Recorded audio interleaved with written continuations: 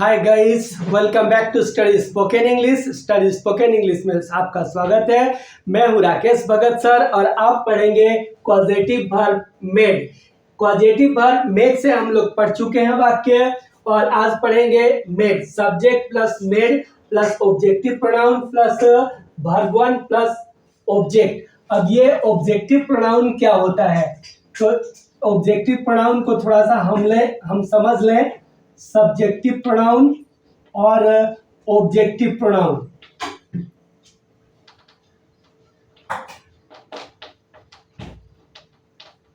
ये subjective pronoun क्या है, ऑब्जेक्टिव प्रोनाउन क्या है। तो जब सब्जेक्ट के प्रोनाउन को जब हम सब्जेक्ट के रूप में लिखते हैं तो वह सब्जेक्टिव प्रोनाउन होता है। जब उसे ऑब्जेक्ट के रूप में लिखते हैं तो वह ऑब्जेक्टिव प्रोनाउन होता है। जैसे हम बात करें अगर आई की, तो आई यहाँ मी हो जाता है। वी की बात करें तो वह अस हो जाता है। ही की बात करें तो वह हिम हो जाता है। सी की बात करें तो वह हर हो जाता है। इस तरह से बदलता जाता है। दे यू में बदल जाता है, दे देम में बदल जाता है, यू बिल्कुल नहीं बदलता है।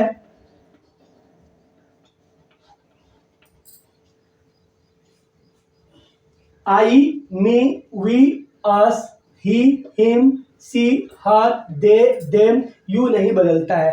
तो इस तरह से आपने देखा, इसको हम सब्जेक्टिव प्रोनाउन कहते हैं, इसको ऑब्जेक्टिव प्रोनाउन कहते हैं, या फिर इसे सब्जेक्टिव केस कहते हैं और इसे ऑब्जेक्टिव केस कहते हैं। तो आप इसे लिख लें, क्योंकि हम यूज करेंगे किसका, ऑब्जेक्टिव प्रोनाउन का।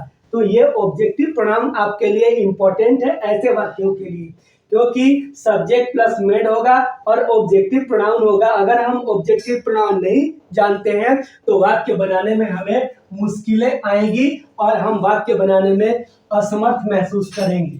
तो इसलिए ऑब्जेक्टिव केस को जानना बहुत जरूरी है। अब ऐसे वाक्यों को हम तब यूज करते हैं जब कर्ता स्वयं कार्य नहीं करता, वह कार्य का कारण बनता है और कार्य किसी और से करवाता है।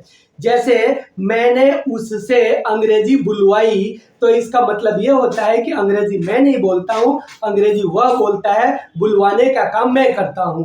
तो बुलवाने का काम मैं करता हूं लेकिन बोलने का काम वह करता है। तो मैं कारण हूं लेकिन मैं काम नहीं करता हूं। अर्थात जब कोई किसी और से काम करवाता है तो हम यहाँ ऐसे वाक्यों का प्रयोग करते हैं। जैसे माँ ने मुझसे कपड़े धुलवाए, माँ ने मुझसे कपड़े धुलवाए, तो इसका मतलब होता है कि माँ सिर्फ कारण बनी और कपड़ा धोने का काम मैंने किया।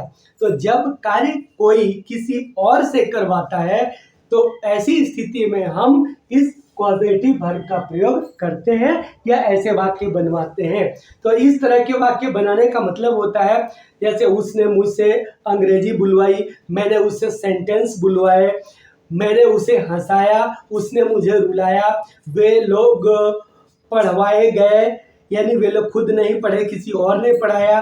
तो इस तरह से जब कोई कार्य कर्ता स्वयं नहीं करता, किसी और के द्वारा फोर्स किया जाता है कि आप करो, तो ऐसी स्थिति में हम पॉजिटिव वर्ब का प्रयोग करते हैं। आइए थोड़ा सा प्रैक्टिस से समझ लें। मैंने राजू को हंसाया, तो मैंने के लिए आई के तुरंत बाद मेड। अब आएगा ऑब्जेक्टिव प्रोनाउन, यहाँ राजू नाउन है इसलिए इसमें कोई चेंज नहीं होगा।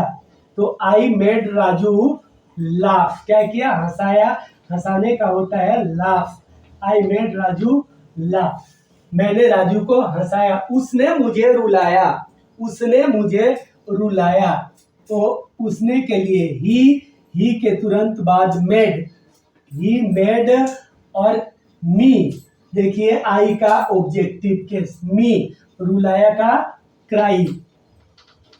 तो ही मेड मी क्राई, मी क्या है, यह मुझे के लिए है, क्योंकि मुझे का आई होता है और आई का ऑब्जेक्टिव केस मी होता है। मैंने उसे सुलाया, आई मेड हिम स्लीप। दोस्तों, आप समझ पा रहे हैं? प्लीज आप इसे समझे, और नहीं समझ में आता है तो भी बोले, बाद में पछताने से कुछ होता नहीं है। तो आप वीडियो को लाइक करें, सब्सक्राइब करें और समझने का प्रयास करें। वह उससे माफी मंगवाई, तो वह उससे माफी मंगवाई। She made him अपोलोगाइज।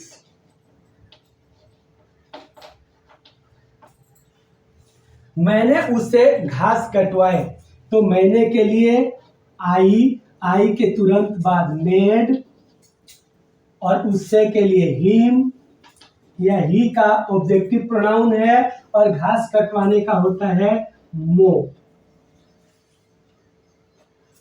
I made him मो। माँ ने उससे कमरे साफ करवाए, तो माँ के लिए मदर, मदर के बाद तुरंत मेड, उससे के लिए हिम। अगर यहाँ औरत या लड़की हो तो उसके लिए हर, और साफ करने के लिए क्लीन, रूम। तो mother made him clean room. उसने मुझसे होमवर्क करवाए, उसने के लिए ही, मुझसे के लिए me. He made me do homework. He made me do homework. उसने मुझसे होमवर्क करवाए। आपने मुझसे अंग्रेजी बुलवाए, तो आपने के लिए you made me speak English.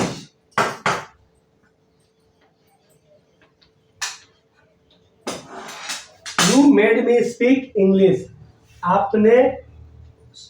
आपने उससे, सॉरी यहाँ पे उससे के लिए हिम हो जाएगा। You made him speak English. आपने उससे अंग्रेजी बुलवाए। तो इस तरह से आपका ट्रांसलेशन कंप्लीट होता है। आप इसे कोशिश करें और भी ज़्यादा से ज़्यादा प्रैक्टिस करने की।